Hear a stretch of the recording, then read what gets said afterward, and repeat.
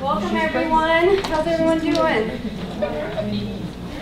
5:30 on Tuesday, we're doing pretty good. We're here. It's a beautiful day outside, so I especially appreciate your attendance for this important topic.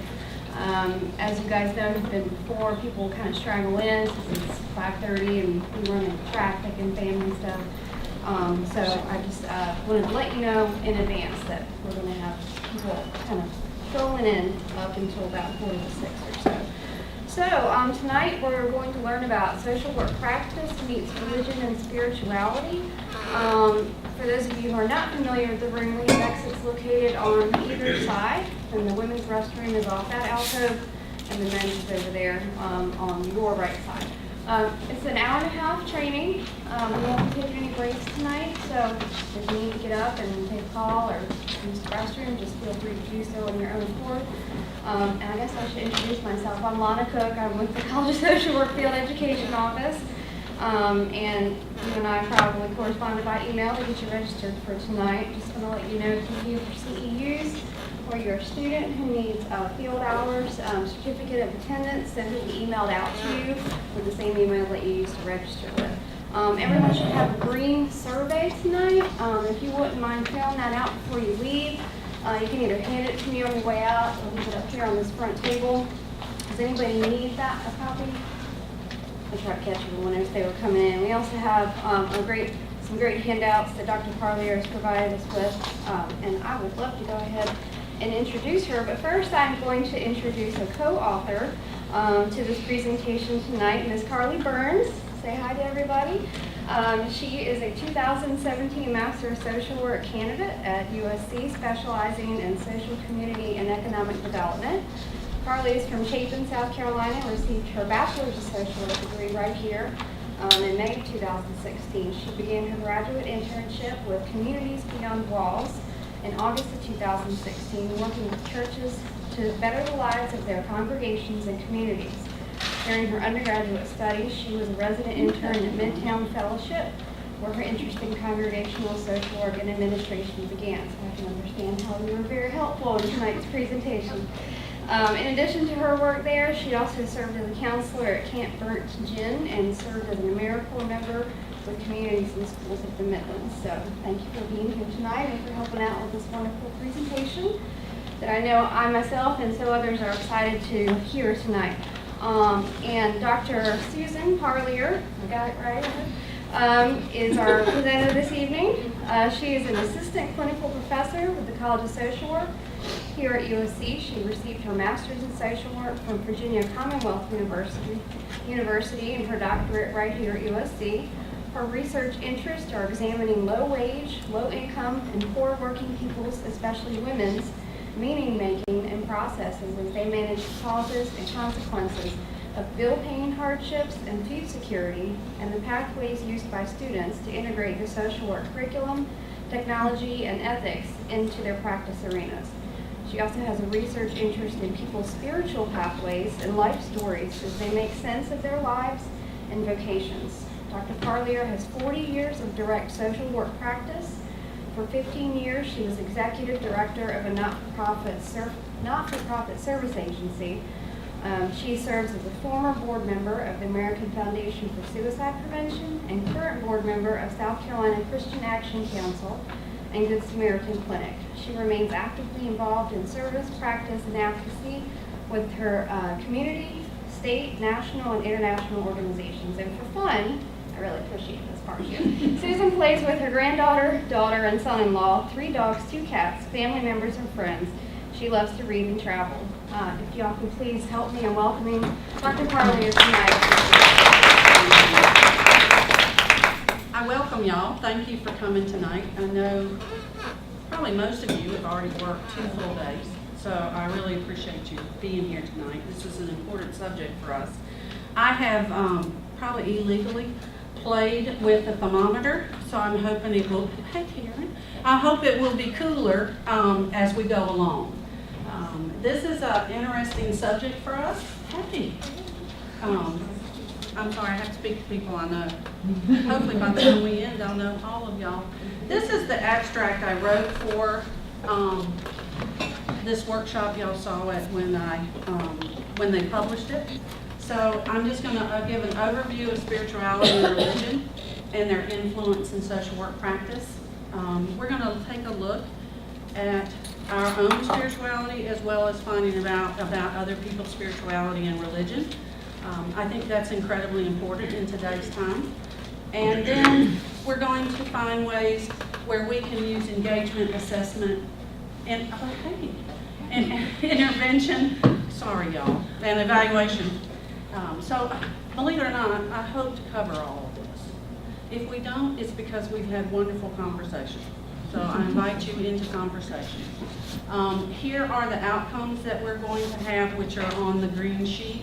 So I welcome you to take a look at that as we go along.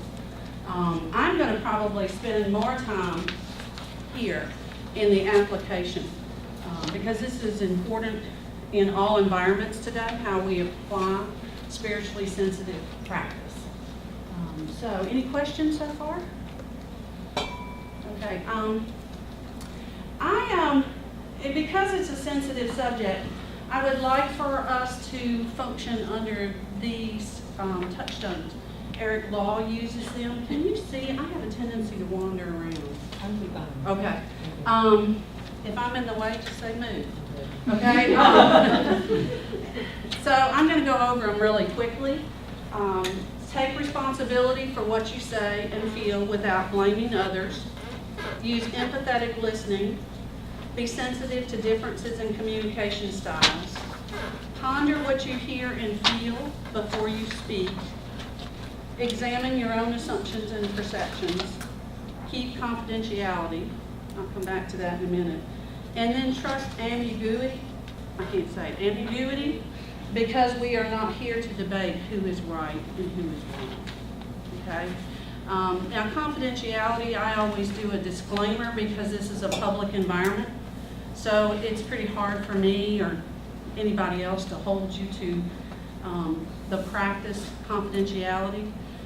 However, I would like for all of us to agree so that people feel comfortable talking, that confidentiality means if it's not your story to tell, you don't tell it.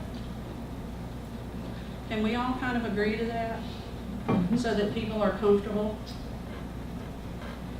Y'all are practitioners, y'all are used to this.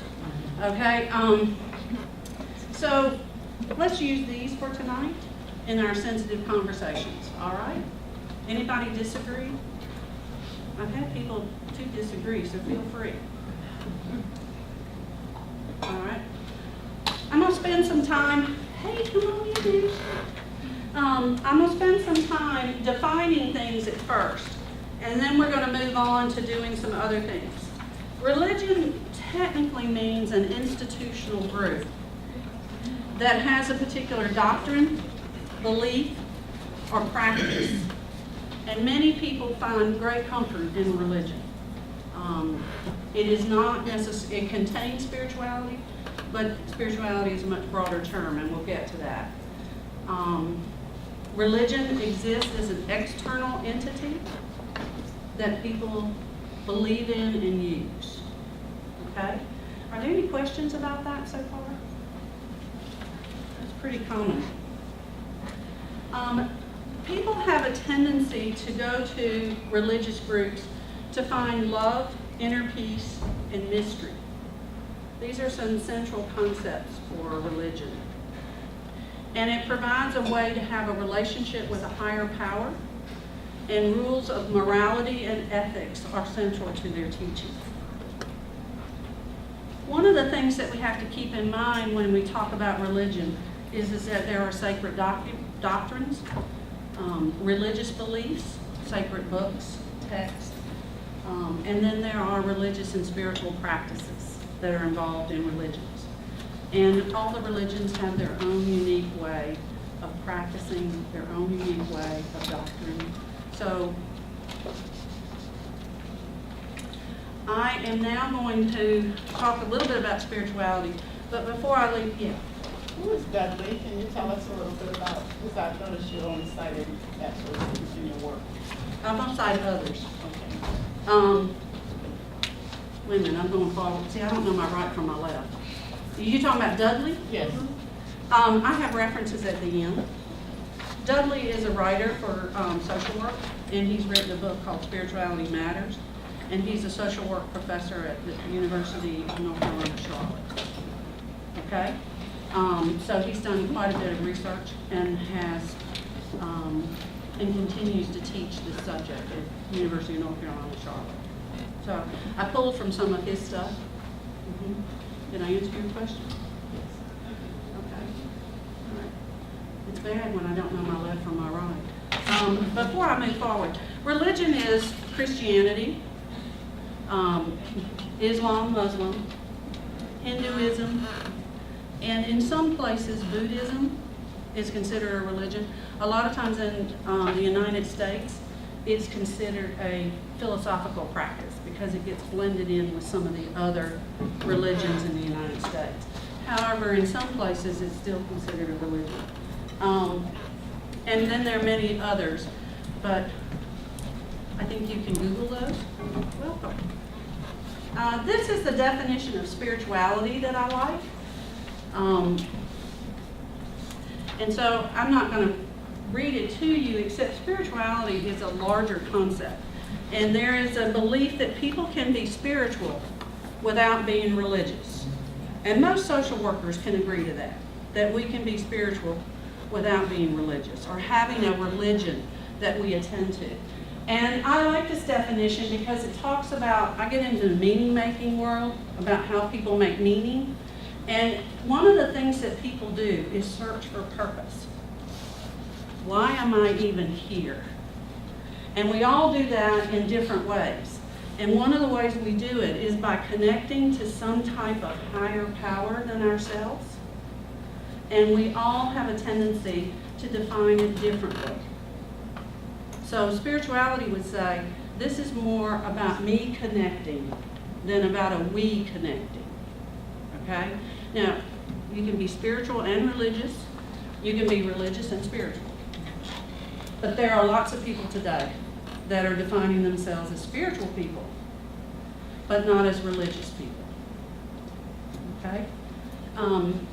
My famous one is I have friends that think playing golf is a spiritual experience. And I can't argue with them because to them it is. Anybody know of any other different types of spiritual experiences that people might have? How they practice it? Meditation. I can't hear. Nature. A lot of people hike and feel like communing in that way is a spiritual experience. Anything else that y'all can think of? Yoga. Pilgrimage? Yoga? Yes. I thought you said pilgrimage at first. And a lot do pilgrimages. How about gardening? I've heard people talk about being at a place in their yard gardening. Did y'all hear? A lot of times people with spirituality will talk about a place where they can go and feel a sense of peace, a sense of wholeness. People use art and music. Art and music for that, yes. People use running and walking for that. They talk about spiritual experiences while they're walking or running. Those are practices, but they're not practices like in a religious organization that has usually a defined space and a defined set of behaviors. Okay? Any other questions or comments?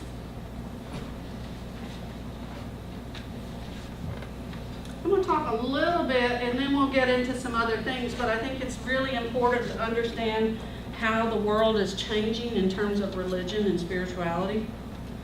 Most of you may have heard this, but may not, and that is that Muslims are projected to be the world's fastest growing major religious group.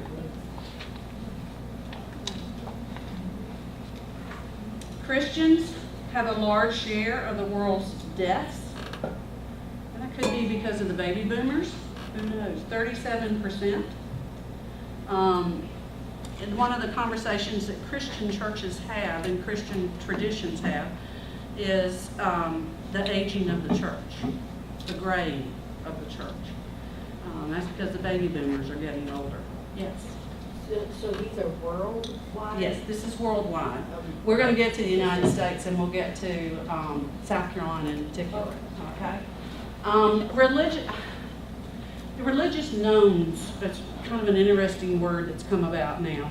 And it just basically means religiously unaffiliated, okay? Are now projected to decline in the world stage. And then Hindus, Jews, and other folk-type religions will not keep up with the pace of some of the larger spiritual religious traditions. Now, this is the United States. Christians have the largest share, but it is declining.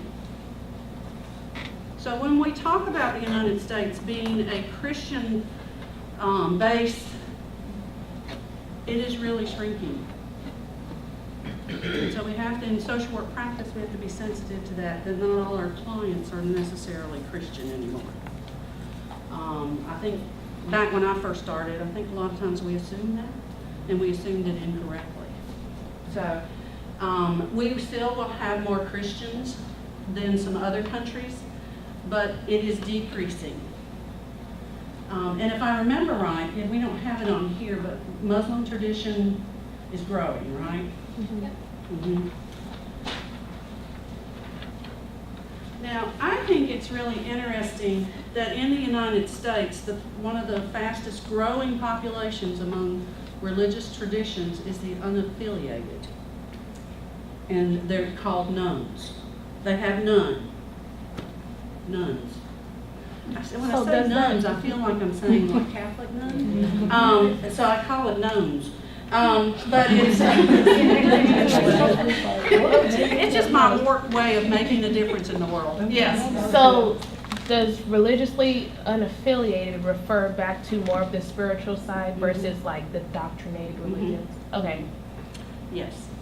Why are we having more trends from that idea of religion, because that to spiritual now? Is there certain trends or are there understanding of why people are feeling more comfortable using that word spiritual versus religion, or like it almost seems like using the word religion could be a dirty term for some folks. In my experience, a lot when I work with a lot of clients, I'm not religious, Ms. Cunningham. I'm not religious, and I'm just curious if There is in the research that I've read a long time ago about this, that the younger generation and even some older, like maybe baby boomers and people like that, are not as attached to parents' traditional religion. and is that in like any traditional religion, not just Christianity, but Mostly other? Christianity. Okay. Mm-hmm. But not like Hindu families Right, or those are families staying and more, Jewish families. more or- traditional. Christian homes or Christian household units are becoming less doctrinal and less denominational. What's the research on that? I'm just curious. It's so interesting. I'd have to go back and do some more. It's been years since I dabbled in that. Some of it is people do not feel like they need somebody to tell them what to believe. And doctrinal religion does that. Okay? But that's more of a U.S., I didn't look in the world, but that is a U.S. thing. not so much like, I don't know, in wherever, or some other country. So that's a U.S. sort of thought. Yeah, that's a U.S. thought. So more of that individualism type Yeah. idea that I don't need to collect. I wouldn't say, well, individualism in the United States is always an issue. It's just more like the denominations of the Christian tradition have broken down. Now, why? I think we need to do more research with our young people to find out. But they're not searching for tradition.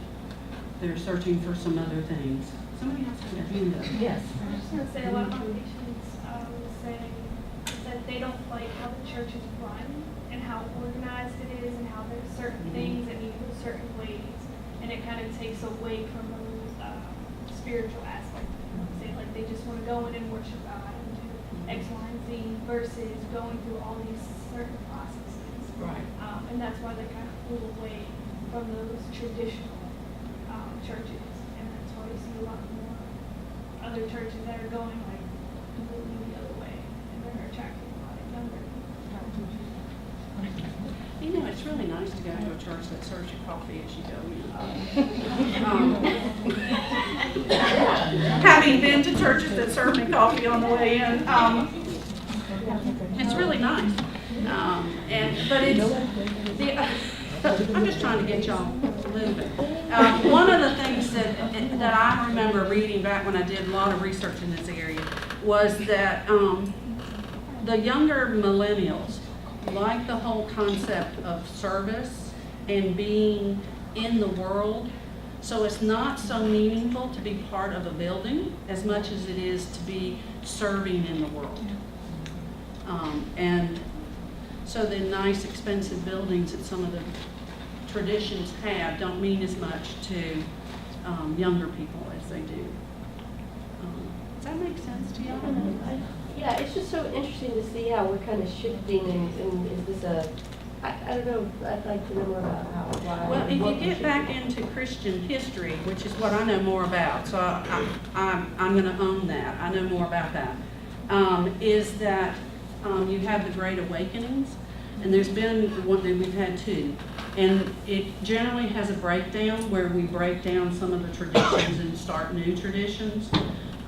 And there's been a lot of conversation for about 10 years that we're in a third awakening. But we won't know that until we get through it. So, any other questions? Yes. There was a news segment today about, I think it was in Chicago, where people were starting to get together like at pubs and just come together in terms of what they have in common from the standpoint of spirituality and religion. And they're just accepting people for who they are and where they are in life.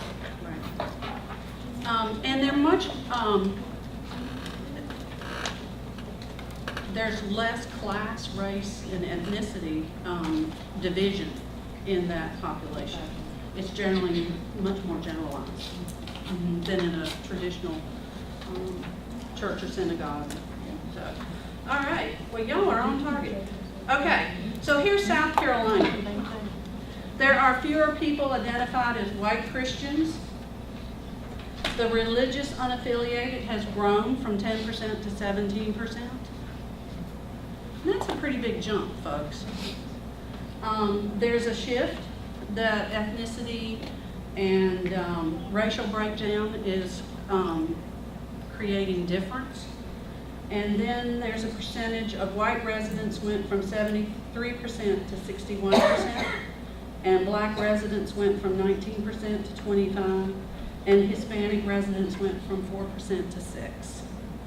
So we're becoming much more diverse as a country and as a population of people in South Carolina, which is nice to see. Any questions about this? Is that last? Oh. Is that all Christians, or because it says like white Christians and then black residents, Hispanic residents? Is that all? Like, I'm gonna ask Carly because she did the research. Can you, what are you asking for? so you start with white Christians. So are these all Christians, or These numbers? No, they're just the residents, not even Christians. It's just like a population change, and that's what's driving the. so how come the first one is white Christians versus just?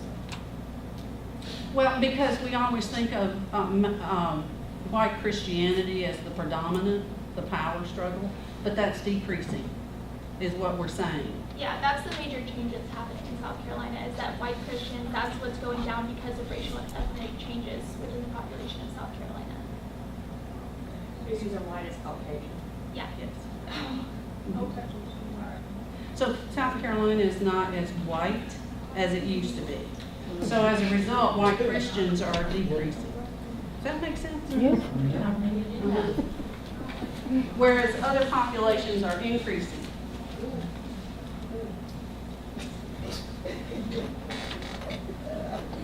Now, the research shows that most of the people we come in contact with have some type of religion or spirituality. Now, I'm going to ask a loaded question here.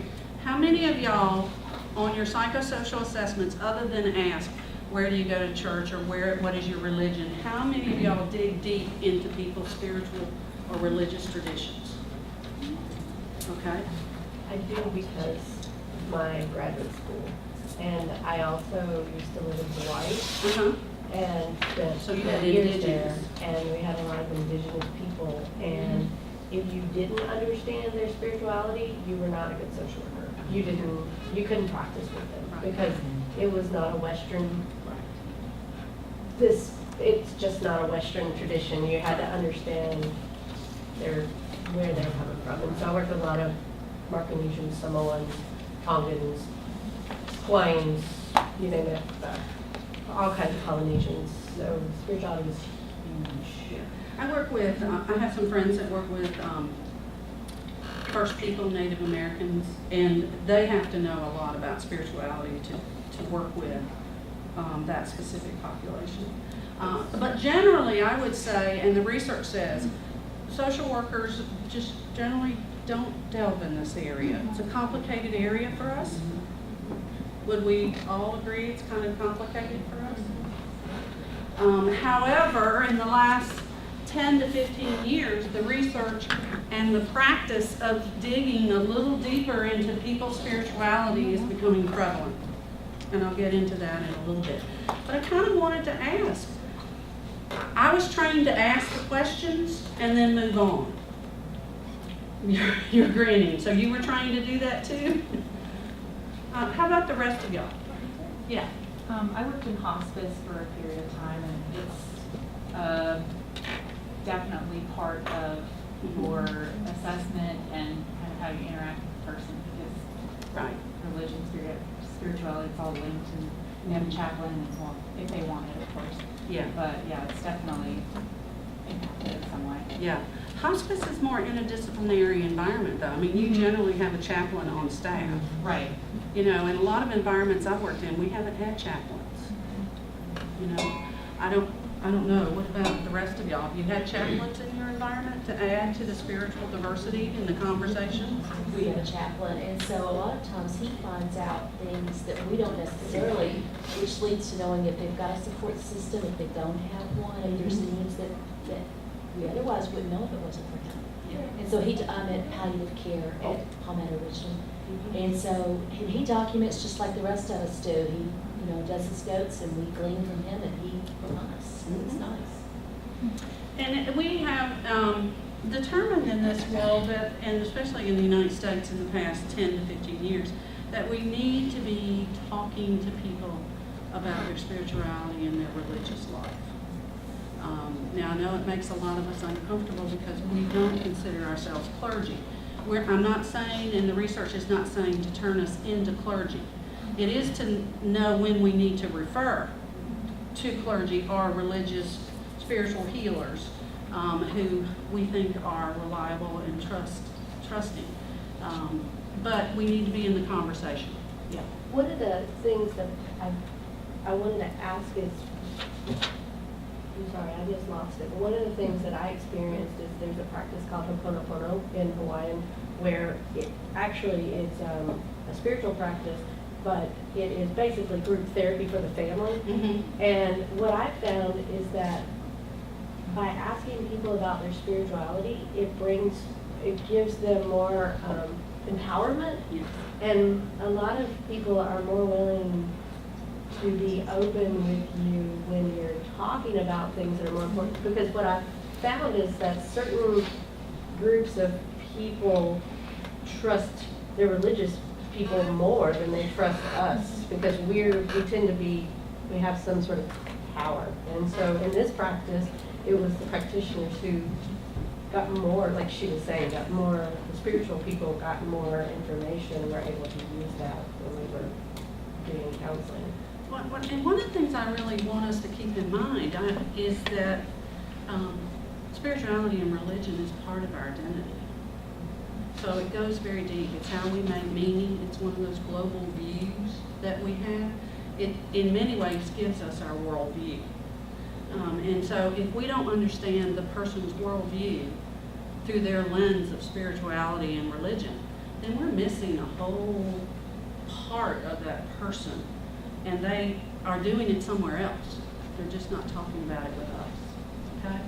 So my example here, some of you have heard this, and if you haven't, I spent years working in east side Charleston, Low Country, and at that time in the 70s, I've been around a long time, I had a lot of clients, patients, people who also were involved in roots. You all familiar with roots? And it's an interesting mix of tradition and what some people would call voodoo. I called it a sense of spirituality in the 70s because I didn't know any better. But we had to learn a lot about that because we were providing psychiatric care. And psychiatric care with people who believe in roots. They would have a root doctor, they would have me as their social worker, and they would have a psychiatrist. And so we kind of had to tread carefully at times. And many times patients would come in and bring certain items to me and would say, you have to wear this because the root doctor's coming after you because they don't like the medicine I'm on. And I would have to figure out how not to wear it, but to respect. I just don't want to go around with garlic all day and other things. But at the same time, respect what the person believed because they really believed they were protecting me. And so it was an interesting dilemma for a very young social worker. So I would say it's a lot of fun to dabble in this area, but you have to be pretty solid with who you are, okay? I had to really figure that out for me. There's been some research, there was a qualitative study for you in hospice, and hospitals would be interested in this, that found 7 spiritual need categories. I think they're pretty generalized, that's why I've included it. The need to relate to an ultimate order. Somehow we have to order this world. And we have a need many times as people to have an ultimate order to ourselves. The need for positivity, hope, and gratitude. I'm one that says life tramples on us, it steps on us all day long. So sometimes we need a place where we can get hope and we can feel grateful. And spirituality and religion a lot of times does that for us. We need a place where we can give and receive love. I love that. I want everybody to be loved. The need to review, someplace we can go and talk about our beliefs. If our beliefs swim around in our head, sometimes we go a little off. So we always need to be checking with other people, and we need safe people to do that checking with. The need to have meaning. We need to know our life matters. Some people have a need for religiosity, and that is very fixed belief systems. And I know many people that have a need for that. And I was always trying not to take that away from people because it is their need, okay? And then the need to prepare for death. There's a lot of people in the existential world that would say that's what life is all about, is preparing for death.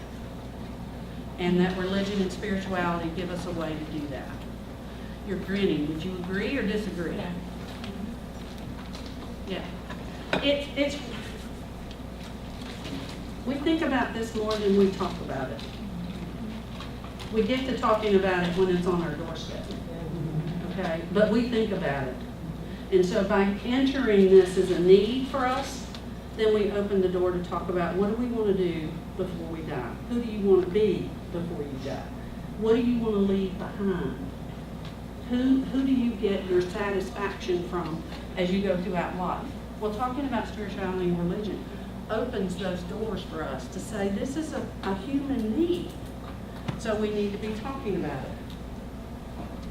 The other thing is our code of ethics tells us that we need to be culturally competent. The language today is spiritually sensitive practice. And most of the literature is under that, spiritually sensitive practice. But our code of ethics tells us to do it. It also tells us, which is why you're here, that we constantly need to be seeking more education And if you're working with very unique populations of people with very unique belief systems, then you need extra training, okay? I'm going to bring this up just because I like controversial issues. We need to pay attention in today's time about immigration status, because immigration status generally gives us some information about a person's religion and spiritual beliefs. And we may be wanting and needing to help people find their place to practice. This is a definition of a spiritually sensitive approach. Being prepared to effectively engage spiritual and religious issues in the helping process whenever they are important to helping our clients. So there's a caveat. If your client's not interested in this, you may just need to get psychosocial assessment information and move on. But if your client is interested in this, it needs to be somehow part of the helping process. There are different levels. There's the micro, meso, and macro that we talk about. In the micro level, you're looking for hope. I need a comma. Hope, wonder, joy, belief. A lot of people will turn to their spirituality and religion when they're suffering as a way of coping. I think that's healthy. I've had conversations with social workers and other people that think that can be unhealthy. So it's just an interesting conversation. You're frowning.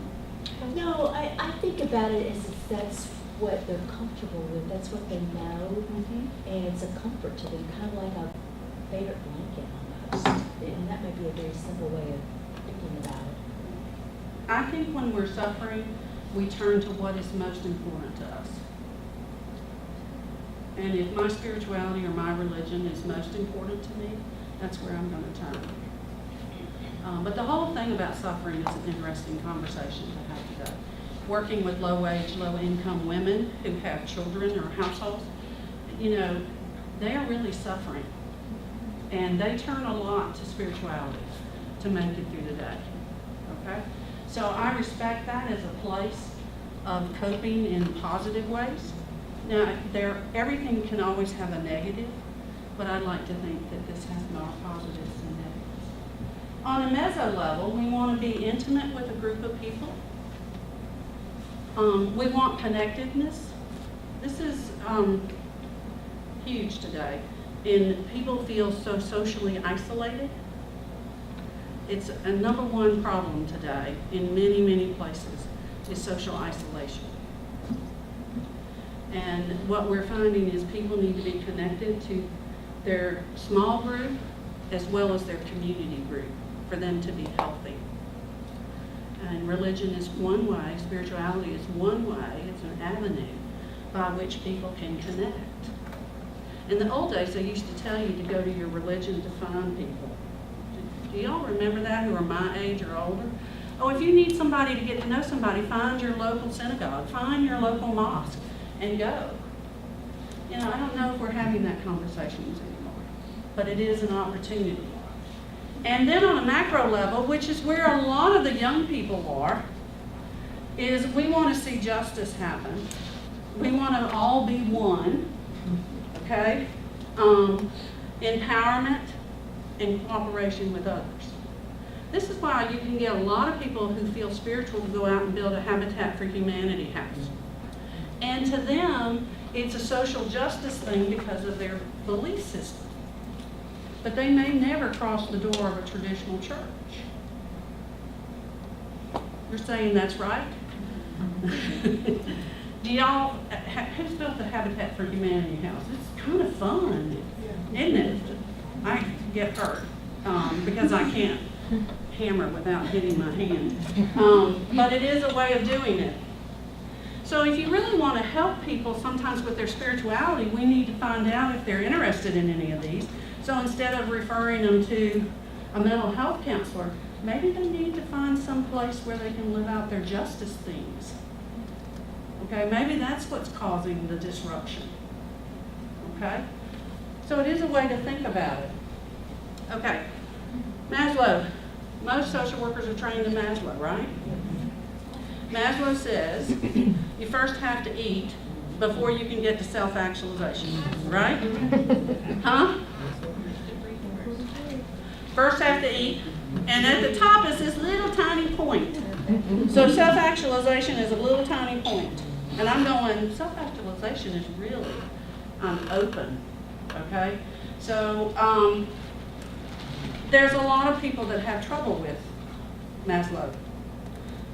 They say that it discounts the value of spirituality and religion in people's lives, whether they need food or not need food.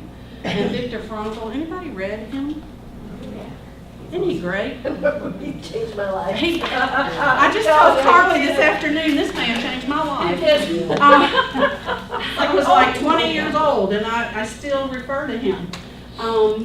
You know, he is a Holocaust survivor. He was in Auschwitz, if I remember right. And you can't get more deprived than that. And he has the belief that it is in your deprivation and oppression that you can respond creatively and spiritually and religiously. That you can make meaning, personal meaning, in your most oppressed and deprived ways. What do y'all think about that? Because that is completely contrary to Maslow. I think sometimes. Okay, Sometimes, and some people never make it through the deprivation and oppression to move forward. They don't survive it. So I think sometimes it can happen for some people. Any other comments or thoughts? One of the things that Frankl says that sticks with me is the fact that you have the only power that in your deprivation that you have during that time is the choice. Right. And he's the one who talks about helping people find a choice. And I work with pretty vulnerable populations, and right now I'm working within the military, and the military is all about resiliency. Mm-hmm. And I use a lot of his work because one of the things that I noticed in my work as a social worker, I was really getting in there and feeling empathy for people who were victims of certain horrific things. And I was staying in that victim role with them, and I didn't allow them to move forward out of their depravity because I was, and it was actually Frankl that kind of showed me that these individuals, maybe I'm wrong, we all at some place have to come to, and I definitely am not a Holocaust survivor, and I definitely am not in any place, but we have to come to some place to where we can be able to discover what is this going to mean for me? Yeah. How am I going to get through it? Yeah, and I'm going to be technical here. Does his name have an R in it? I think it does. I think it does. Because you're saying, Victor, yeah, I'm It- sorry. okay, all right. I just wanted to make sure. But we always have a choice, is We what he's have a saying. choice. Regardless He of what says the situation is, we yes. have a choice Mhm. to let it kill us and let it keep us, or to move forward. And a lot of the resiliency literature comes out of Frankl, however you say it. And I would love to hear somebody tell me more about that in this room, because I have no idea. I mean, but Well, that's the the way I've meaning been making- having I agree with you. I think that you can use oppression and deprivation as motivation or as an excuse Mhm. to continue to stay oppressed and deprived. Mhm. And that's where that choice comes in my opinion. Yeah. That might not be for, but that's what he's saying, or I have it on a vision board that I keep Right. every day. So Right. He does say that, but he also says other things about this, that, you know, when everything else is taken away from you, you only have you. Yes. And somewhere in only having you, you find meaning. And that's usually a connectedness to other things. And to him, it's a higher power, okay? And it's interesting work, and a lot of the stress and coping literature and research comes out of this. A lot of the meaning-making literature comes out of this. So it's pretty fascinating because yes, is your hand up? Just talking about choice, I think we have to keep in mind all the damage that can happen to a person's brain Absolutely. that can take away their Right. opportunity to make choices. So it's not as simple as saying it's about choice, because there's some Right. brain issues that a lot of people struggle with. That I know that I went through a personal trauma that was significant 2 or 3 years ago. And that was the first, and I had nothing. I was left with nothing. And that was the first time at 34 years old where I understood the meaning of family. I understood the meaning of interconnectedness. I understood the meaning of having to rely on something bigger than myself. And I think that that's what I was speaking to before, when you're stripped of everything. Now, one of the things that I don't want to confuse, because I want to respect what you're saying, and that is when the oppressor is stripping you of all things, it is never comfortable. And that is not a choice. Right. Okay? Right. Frankl would never say that's a choice. Because remember, he was stripped of everything. He's saying how we cope with that or how we make meaning of that is from inside us. Okay? Instead of always the oppressor telling us who we are. Okay? It's kind of Yeah, there's confusing. something about mental illness, how Mhm. difficult that can be for some people. Oh, In the midst of absolutely. Whatever they're dealing with. Yes. Yeah. Mental illness has a lot to do with how we think about things because it disorganizes the thought patterns. I would say also that children and women who are living in poverty, or men, but I did more research with women and children, their brain function is affected by the poverty and the stress, the cortisol, and the lack of food, and all that stuff. So there's a lot of things that interfere, but I don't want to take away from the fact that they're still spiritual beings. Okay, and so we have some things to think about. Great conversation. There are some people, and y'all probably know this, I picked James Fowler simply because I like him, but there are many others who have developed, like Erickson and other people like that, around stage theory, around spirituality. So I welcome you to do more research. His thing is you start as an infant, a newborn in primal faith, and your ultimate goal is to get to universal faith. Okay? So I just wanted you to be familiar with that.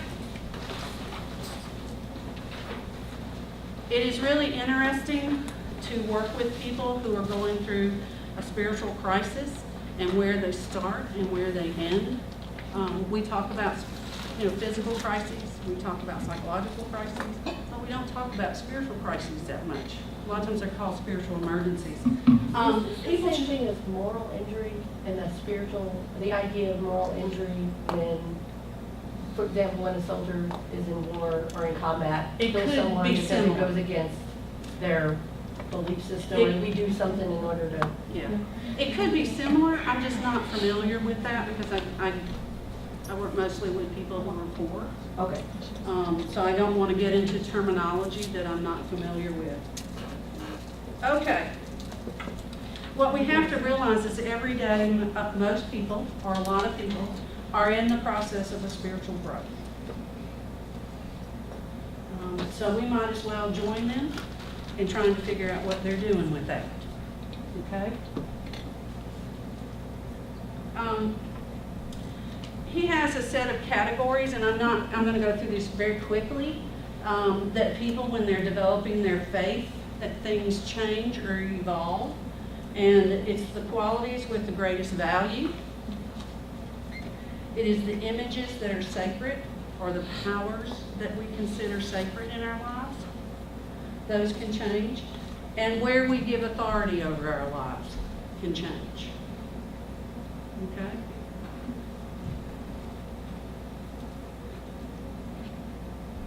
Now, engagement processes. A lot of times people are talking to us about their spirituality or their religion, and we don't know it. Or we're not attuned to it because we're thinking about cognitive and behavioral processes, not spiritual. So a lot of times people are opening the door for us and we don't walk in. Okay, so some of the things that people will say to them, say to you is, well, I just don't know what the meaning of my life is. Well, that could be a cognitive process. However, if you're into being spiritually sensitive, it is also likely it is a spiritual process. So when people say the word meaning, they're somewhat opening the door. If they say, I've lost the purpose of my life, they somewhat are opening the door for us. We just need to walk through. If people start talking about, I have no hope, or I'm not sure where to find my hope, these are ways that we can engage people. Where did you find it before? Okay? Instead of saying whatever it is we say. And then the other thing that people is embracing love. People can say, I don't feel loved. I don't feel like anybody loves me. That can be a spiritual encounter where they're asking for somebody to talk to them about that. They've disconnected. Some people want an inner source of peace, and they'll say, this is a favorite one of mine. Well, I went on a walk the other day, and I was just feeling so peaceful. Now, we might call that a cognitive or behavioral process, because it is both. But it is also possibly a spiritual process. We're likely to explore the cognitive and behavioral. We're not likely to say, well, while you were out there and finding this peace, did you find something about God or a higher power also? Okay? So they're opening the door for us.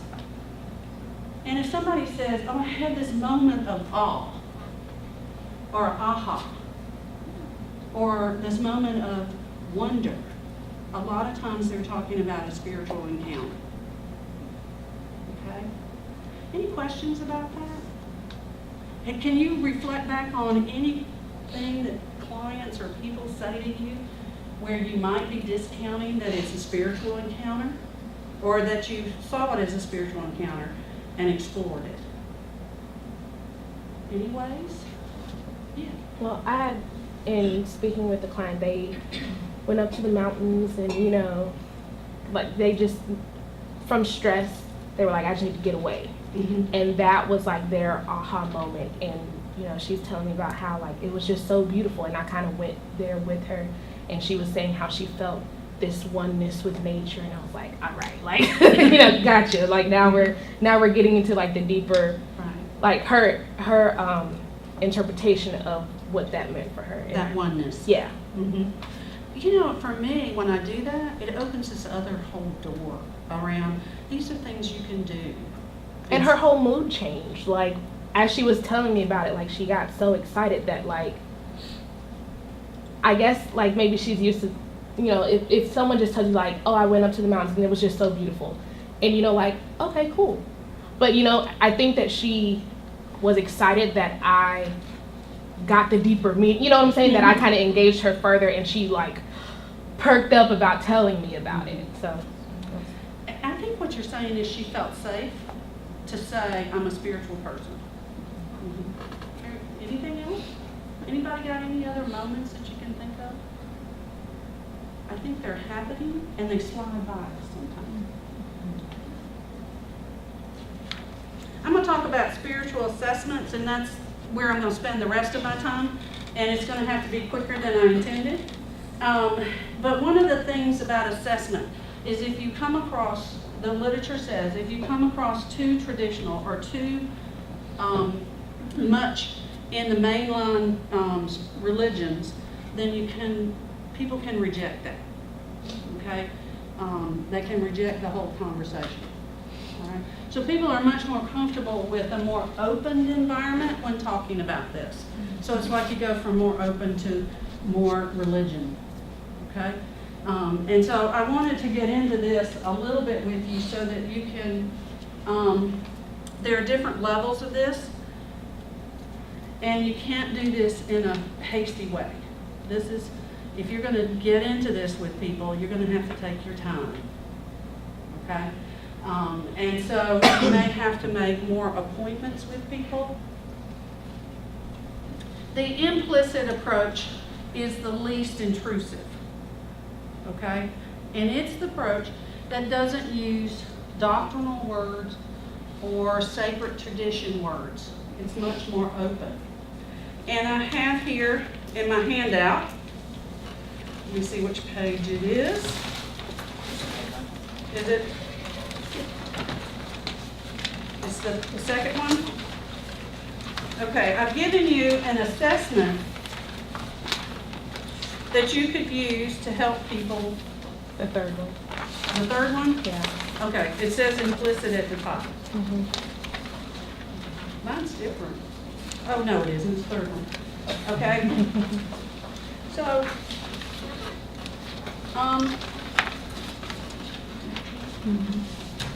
these are some of the first 5 questions that are on this. And I find them intriguing because we're not using words like God. We're not using words like Muhammad. We're not using very specific words.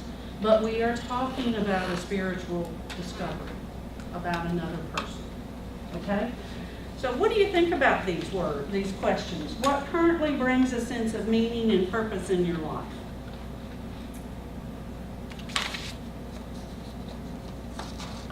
How easy do you think it is to answer that question? I can't hear. People always tell me their kids. They'll say the meaning is their children? Yeah. Yeah. Yeah. Or their family. Are their family? I'd like to go a little deeper than that, although that's pretty deep. I mean, you know, what helps you feel more aware and centered? Where do you find your deepest inspiration? When I did my research, one of my main questions for low wage, low income working women was, how do you make meaning in your life when you're doing everything right and you still can't pay your bills? And that was the first question. And usually they said, nobody's ever asked me what the meaning of my life was or is. And within a few minutes, 75% of the women had started crying because they felt nobody cared what the meaning of their life was. Now, I think that's sad. Well, I think we do tend to focus more on the negative aspects of what's going on with the person instead of more strengths-based, which this is, and more individualized as far as helping them to look at the positive more than just the negative in their lives. And they pretty much know what's wrong. Okay? But it is through this type of questioning that they can figure out what's going okay. I just think it's really, as a person, I think it's sad when somebody says back to me, nobody has ever cared what I thought the meaning of my life was, or the purpose of my life was. That just breaks my heart. Okay? So I like these kind of questions when I talk with people. And I acknowledge to me that in many ways I'm talking about a spiritual experience. That's what it means by implicit. Is that we're talking, but we're talking safely, without judgment, and openly, where they can say what they need to say. Okay? So there's lots of questions here. There is also the brief, explicit spiritual assessment. And I've given you a copy of one of them. There are many. Meaning, importance, membership, beliefs, relevance, and action. Membra. Is that how you say that? Membra? I don't say words. Because of any of the students I teach, I don't say words. Okay. Now, this is much more explicit, where the client or the person you're talking to understands you're talking about specific spiritual things. Okay? If you notice, it has a preamble. I wouldn't say that totally word for word, but it kind of opens the door for you. And so this one, like question number 2, are spirituality, religion, or faith important to you? Do we ask that question in the assessment? You're shaking your head. We don't ask that question? I don't think we ask it. Huh? Excuse me, it's a lot for a question. I know my picture, he was like, wait, what are you asking? And then I might break it up. Is spirituality important to you? Is religion important to you? Is faith important to you? Okay? So if it gets confusing, what I do is I break it up for people and give them more context. I don't give them too much because I want to change what we're trying to collect. Okay? Because there's information you're trying to collect. Is your hand up? Okay, one of the things that I think is important is, are you a member of any group or community that practices a specific faith tradition? And that could be a source of strength for the person. And if we don't know that, we could end up ignoring a source of strength or connectedness that somebody has. Anybody got any comments about these questions? I know we don't have much longer. Any comments? I just wanted to say one thing, and this is probably with some of your older religions like Catholicism and Judaism, but in my experiences, and I don't practice social work directly now, but in my experiences, those are older religions. Your Protestant religions are newer Christianity based, but they may not actively go to synagogue or temple, but because they are born with the Jewish birthright, those traditions, so even at death, all of the things that you do, they may not have gone to synagogue in 20 years, and the same thing with the Catholics. They may not have been to church in years and years, but when it comes to certain things, like even with their children will have their first communion. Right. They may not ever go to church again after, but there's certain things, and that was really difficult for me at first, because I thought, why is it so important to them if they have not actively practiced, but they did? It was almost like an inherent belief. Is that the right term? So it wasn't so much it was probably the faith, but not so much the practicing of the spiritual component of that religion. Right. A lot of people walk around with a faith tradition or a faith that is not so attached. And that's one of the things we're seeing is shifting in our country today. So I think it's important that we know that because, it's around births and it's around deaths and marriages and divorces and separations and all kinds of things that we start wondering about. Mom and dad did this or grandfather did this. So I think it's important we know this. Yeah. So, in terms of the shift, I got an email recently from my son and daughter-in-law. They live in Chicago, and they have a friend who, she's Chinese. She has had her children in a Jewish school, like elementary age, and in order for her kids to continue to go to the Jewish school, she's going to have to convert to Judaism in order for her kids to be able to continue to get that education that they're really pleased with. So I did some research. I kind of, did the Wikipedia to see what kind of connection was there in terms of Judaism and China and Chinese. And it did talk about how some of the younger Chinese are converting to Judaism in order to have more than one child. And then also because of being able to take advantage of the educational system. That's interesting. Yeah. But see, that could create, and not that it's creating that for your family, but that could create a spiritual crisis within the family. And I'm finding more and more families with mixed religion or spiritual beliefs every day than I used to in my first beginning of practice. So I think there can be interesting things that we need to explore. Yeah, I felt kind of, I don't know, I felt like it was maybe kind of disrespectful, because I have friends that are Jewish, and I just felt like, well, if this person wasn't born as a Jewish person or doesn't have ancestors, why would you feel like that religion only offers the opportunity for your child to get an education versus understanding all that the Jewish people went through and what they still embrace from the standpoint of their religion? Why is it just in order to take advantage of getting a certain kind of education, parochial education? Yeah, I'm gonna hurry up because I think that clock is not right. No. 37. Okay. It's more than 6:37, right? No. Oh, I thought that was on daylight Eastern Standard Time. I got time. I'm here rushing away. Okay, well, let's continue. Well, I thought, well, She has a question. yes, I want to respond a minute, okay.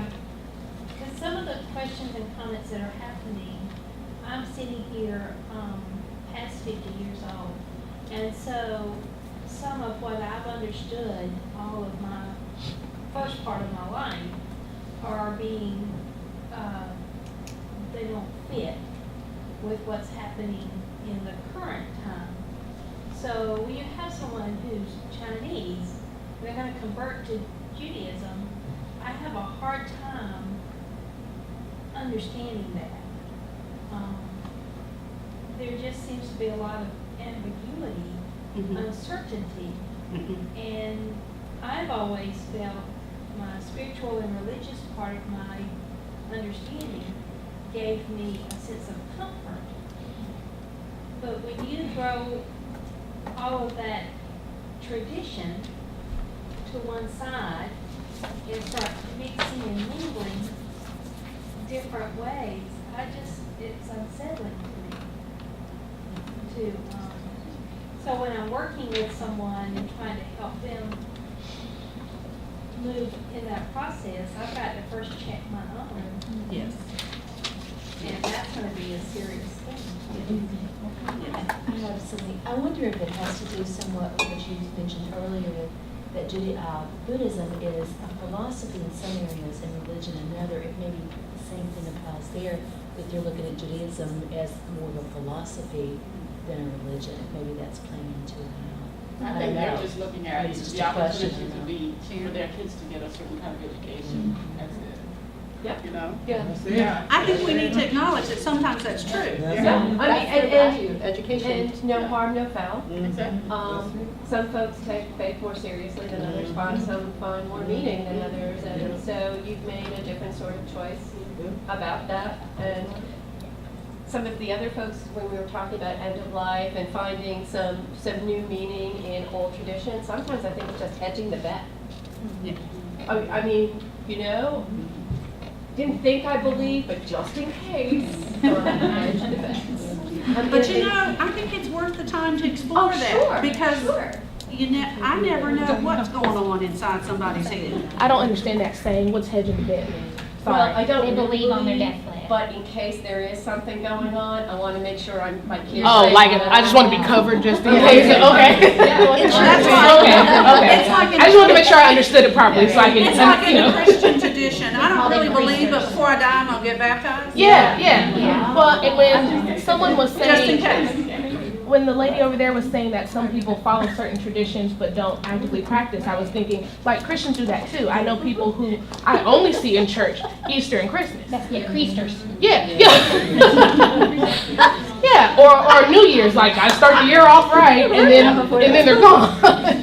So yeah, okay, I just wanted to make sure I understood that properly. And I think what you brought up is incredibly important, and that is what I believe, sometimes I need to know that and check it. Whether that means check it outside or check it in me, so that I'm not imposing that on somebody who's either just making sure but they could be having a spiritual emergency, and we don't know that until we check it out. Yeah. Oh, I was just thinking in terms of if you do believe in the absolute, it is sometimes very hard when you're working with someone who doesn't necessarily believe in your absolutes. Mhm. And that's, as a social worker, you, like you said, you really have to know who you are to be comfortable with people who you have no idea. It's very humbling. It's so humbling when you think, I'm oh telling my you. gosh, there's one more way to look at the world. When I Yeah. was working with people who deeply believe in roots, I had to find me to feel okay, not passing judgment, but being okay that I could wear all this stuff or have it on my desk, but I didn't have to believe in it. Look at me. I'm a white, born from the East Coast. When I went to Polynesia, you know, they didn't think I was fat enough. My feet were too small. I was like, what the heck? You're so Western, and what is wrong with you? And it was so funny to realize that, you know, what the heck do you know? And I said, you know, you're right. But you're right. We have to really, you have to figure out who the heck you are. And sometimes we have to let the client be the teacher. And I think we need to do that more and more. You teach me about what you believe. You teach me about your customs, practices, and traditions so that I don't step on them. Okay? You have your hand up? Oh, I wanted to speak from a couple different avenues because there's a bunch of other things going on. So, to speak from the Chinese lady who is putting her kids in a Jewish school. For one, in the Chinese culture, all Asian culture, education is first, period. Like, Yeah. that's what it is. Your kids are going to be smart one way or another, regardless of if you have to change religions or whatever else. And another interesting thing is, I don't know if she was from China or here, whatever. I know I had a friend in grad school who was Chinese, and they were so amazed at Americans that we put so much emphasis into religion or spirituality. They're just like, nobody's religious in China. Like, what are you talking about? We don't celebrate Christmas. We don't celebrate this. Like, that's all. That's American. Like, that's the American. So they don't really see, at least from her standpoint, they don't really see religion as a big deal. Like, okay, you want me to be a Jew? Sure. I'll do it. So my kids I'll do say that. I'm a Jew. Yeah. Like, whatever. Okay, you want me to do that? I'll say That's it. fine. I'll sign the paper, do the prayer, whatever you want me to do. As long as my kid gets his education. That's kind of like. And you know what's really funny about that, can I interject something? Is that they may start there, but they may change as they go along. Right. And so we need to be aware that keep the door open for change. Right. And So- you had more. Yeah, educate, whatever. So, and then with the certain things that you do only like one time, you go for this or whatever. If you think about Catholicism, a lot of people will baptize that baby and never come back in the church. I can tell you, like, my family is a Catholic, but my father was.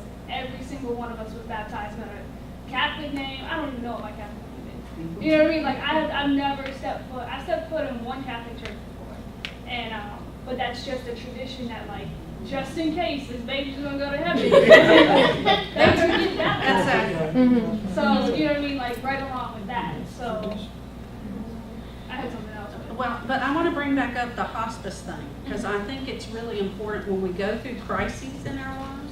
A lot of times we don't know why things are cropping up, but they're cropping up because of family traditions, practices, spiritualities, religion. And they just kind of crop up and we don't know why. But if we don't have a place to talk about that, we'll never go any further. So I came from a very religious background, and then I went on to be the first person in college, in my family, to go to college. And then I went to an Ivy League university where, you know, it was like a free-for-all. Any thought that you could have it because, and my parents they freaked out. They were like, holy crap. And that idea of crisis, spiritual crisis, because on one hand, your education when you're a student or you're in the middle of social work, you really begin to change and your spiritual values start looking a little differently than your traditional backgrounds. That would be that kids, stage a lot theory of stuff. people have those spiritual crises, and there is that. Right. And social work has a tendency to gloss over that sometimes, when it's really a spiritual crisis of growth or whatever, you know. one of the things that, since we're talking about mental health, I cut my teeth in mental health. And one of the things that the psychiatrist and I used to talk about, that I worked with a lot, was if somebody says that God told them to do it, who are we to say God didn't tell them to do it? And we would just spend some time trying to figure that out. Now, it's kind of a existential question. But, you know, in the old days, in some of the old days, we would consider that person a mystic or a spiritual person or a monk or whatever they're called in whatever tradition. And today we go, that's mental illness. You need to go to state hospital. Or you, I don't know if y'all even remember state hospital, but you know, we're very quick to say that is something other than God is talking to you. Y'all are kind of chuckling. What is the thought here? Because I think that's part of the spiritual assessment business. I struggle with that because I've worked in mental health for I do many too. years, and I'm still working in mental health, and I'm the one social worker who makes everybody frustrated because I'm like, but we can't dismiss this. Well, they're hallucinating, but there are some religions, like in Native American practices, They do. that hallucinations are, if you don't have a hallucination, then you're not spiritual. And so when I think about, I'm constantly thinking about global ways of looking at mental illness, and we sort of sometimes put these people with mental illness in this little box and say, oh, you can't do these things because you have a mental illness, when other people in the whole world use these people, even people who have severe schizophrenia, and they are practicing. But isn't what makes us think that somebody who has been diagnosed with schizophrenia can't It's have a inherent from spiritual God, right? can't have a spiritual experience? That's what I was don't about know. to get at, because I know at my internship there are particular clients who hear voices, but they're okay with hearing voices because it's their angels. I So have talked to people about that too. yeah, It's fun. and yeah, it's just like, okay, Like, it tell me doesn't scare more. them, Like, right? what do your angels say? But There so are people in who that, believe in spiritual guides. yeah. Mediums, and also, yeah. Go ahead, Tiffany. I'm sorry. I get I was just excited saying, about this in conversation. regards to mental health, it's like, okay, where we as clinicians want to fix everyone, or, you know what I'm saying, say that this is a bad side effect or whatever. Like, we have to be okay with them being okay in whatever situation they're in. Yes. Speaking in the end-of-life issues, it's quite common for people within the last several months or weeks or whatnot to see loved ones that are deceased, to Absolutely. hear them talking to you, that kind of stuff. So who's to say that wouldn't happen even if you're not in end-of-life? Right. You know. Right. So. It's really an interesting thing to, I think sometime, I'm going to invite us to consider that we have put diagnoses on things that are sometimes natural processes, or spiritual processes, or religious processes, whatever we want to call it. It's like when they redid the DSM, one of the conversations that I got involved in was they wanted to diagnose the grieving process as a, you remember that? I remember that conversation. And I was really upset with that because I think grieving is a normal process. Now, I know that if you put it in there, then insurance will pay for it. I get that. But if we put it in there, we're taking away the natural process, but we're also taking away perhaps even a spiritual process. Because usually when people grieve, there's also a spiritual component to that grief process. So what do y'all think about things like that? Do we put things in boxes instead of exploring what's going on with people? It's the insurance freaking companies, and I'm so frustrated because people are so much more than these. We want to make things so simple, and the reason we go into social work is because it's messy. I don't know about you guys, but I am so frustrated. I work for the military, and it's all about you have a short-term period to see people, and I feel like I'm not doing social work because you have these lines that you have to put them in, and I just don't like it. Yes, and then I So want I to say can something. say for the military, I do understand why you have certain lines. Absolutely. You Yeah, don't. yeah, I work with certain dependents. Let me explain. I work with dependents. I don't work with the I work actual with both. people. Okay, So- you do need boundaries. Yeah. Yes. Because absolutely. people need to get out of the military. Yes. You do need And boundaries. especially like if, like you were saying, they were hallucinating like you guys. Absolutely. You don't want someone with a gun in the Right, like, you gotta military. go. Like, What I like to say, there are boundaries to everything. And one of the things I think we've done in some ways is put almost too much boundary on the exploration The of pendulum's kind of spirituality. gone over here. Well, I just want y'all to, would you sit down with a client and go through any of these questionnaires with them? I just want to ask you that. Would you feel comfortable? I have up here, you can get it at the Joint Commission that accredits hospitals. There's now a mandate, it's been there for years, where you have to ask the medical professions, and I don't know the social work, but I know the medical professions because I've been through this. They have to take you through a spiritual questionnaire. I used to work in a state hospital. The social workers were required every do this? year. We had to do it for every new patient that came into the state hospital. Okay, well, I know they're doing it in medical hospitals because I've been through this. Now, the Joint Commission doesn't say it has to be this one. This is their recommendation of things that your hospital has to do. So I think even the accrediting bodies and the legal bodies are now saying spirituality is something we need to pay attention to. And when I've worked in medical hospitals, I know that when people are seriously ill, that we have to be very careful about cultural and spiritual practices. Because there are ways to touch bodies, and there's ways to call families, and there's ways to do certain things. And so, if we don't know that, we are treading on people in uncomfortable ways. So why wouldn't you have some more specific questions regarding like what you just said? I find these questions to be, I would just feel like you're just asking me too much. Which too one much are you on? information. No, just in general, you said that wherever you were, it would ask questions about, Well, there is another whole assessment process that is detailed. yeah, And I was talking about that. Right. And that's one we used when I was working in the hospitals as a chaplain. yeah, I guess where would you But the chaplain go did with that. these? After asking all these questions, what would be next? For me, it's an intervention, and the intervention could be a referral to the chaplain, or there are connections about how you continue to explore this with solution focused and stuff like that. I don't have enough time to do all that, so I didn't put it in here, but there are interventions. I've been hearing y'all speak all class, and I don't really have a problem with that. But listen, I work at a school where I work with, our population is 98% African American women, poverty level. My first question is about spirituality or religion, because I'm very religious, so I go there, and that to me is an intervention right off the bat, because that to me it gives everything that I need, because that's where I start. Yeah. Resources, or just getting them to where they need to go, because I don't even really deal with the child. I deal with the parents, because I'm 98% of my stuff is in the home. So that's the first place I go. I mean, open up here, like where do you serve? Do you go to church? That's where I go with all that you just speaking about. Sum it up, do you believe in something? That's where I go. And really, Yeah. I mean, that's the bottom line, because that's what they know. Traditionally, blacks, we go into the church. That's And where we one going. of the things that I find is people will say, I don't go anywhere, but my mama goes here.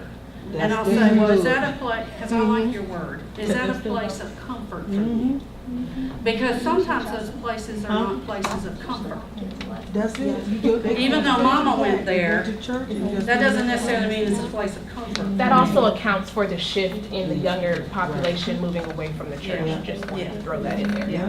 No, we don't have to ask all these questions, I'm just giving them to you. Well, no, I'm just saying, with all the questions that we've asked and all that, I can get that in about 5 seconds and I'm done. I mean, I'm getting all that you're saying in that one particular question, because that's how I'm going to do my intervention, because I want the parent to do something. You know, And because have- I'm brief, I do It a lot took of me brief. a long time before I asked people, do you have a spiritual guide? Oh, it don't take me no time. Maybe I'm young and dumb. And then I'll ask, now I ask, do you have a spiritual director somewhere? Or a spiritual healer? And it's amazing what people will respond to.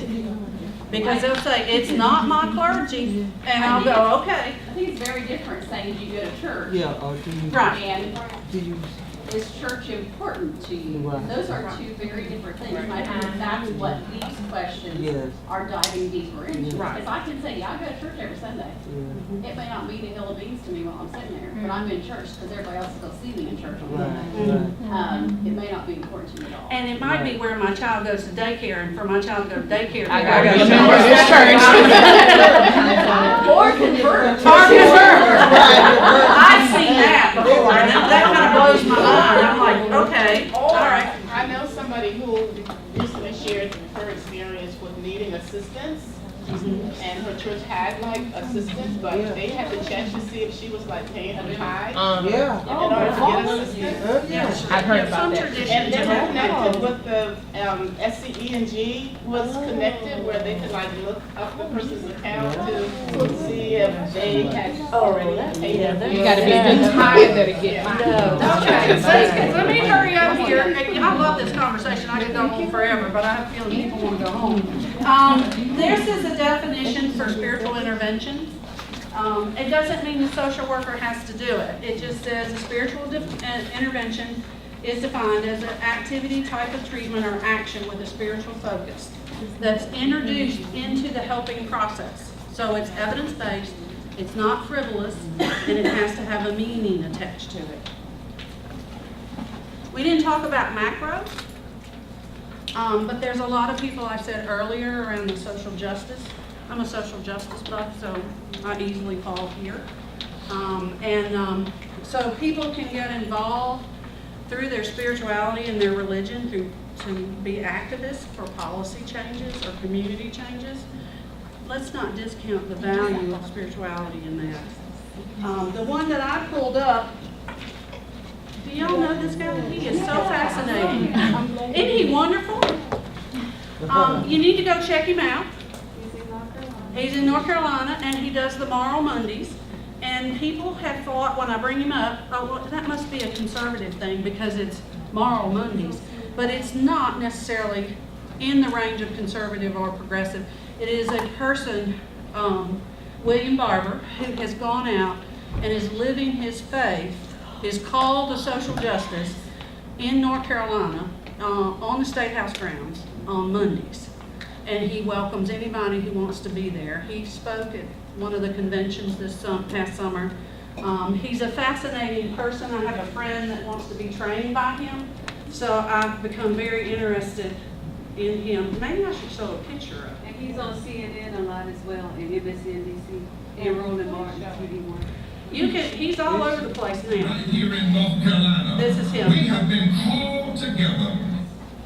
Right here in North Carolina, we have been called together to fight against a dangerous agenda of extremist laws by the ultra-conservative right wing that is choosing the low road. Policies that are constitutionally inconsistent, morally indefensible, and economically insane. Don't you love It's him? extreme. I know I'm passing judgment, but I love him. You cannot love him, but I love him. I just find him fascinating that he has taken what I call the high road and is living his spirituality in a different way. And he was one of those that's probably is most surprised at he's always been in social justice, but to do this Moral Mondays was originally kind of stepping out of his comfort zone, and now he's very comfortable with it. So we do change. We do become different by what we do and what we practice. And it is 7 o'clock.